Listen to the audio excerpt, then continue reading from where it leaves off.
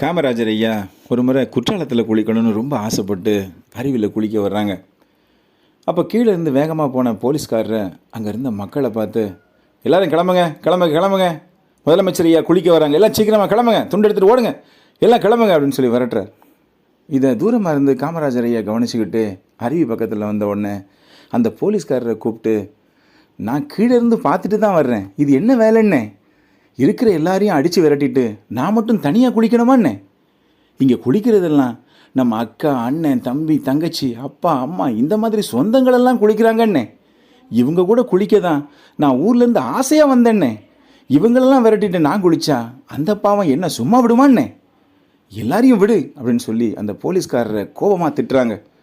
திட்டிட்டு அங்கே இருந்த மக்கள் எல்லாம், வாங்க வாங்க எல்லோரும் வாங்க, நம்ம சேர்ந்து குளிக்கலான்னே அப்படின்னு சொல்லி சந்தோஷமாக கூப்பிட்டு அவங்க கூட குளிக்கிறாங்க.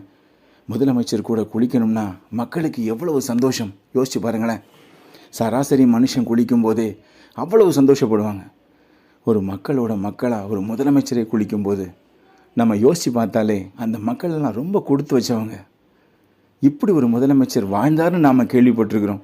இப்படி ஒரு முதலமைச்சர் கூட வாழ்ந்த அவங்க எவ்வளவு சந்தோஷப்பட்டிருப்பாங்க இல்லை? காமராஜர்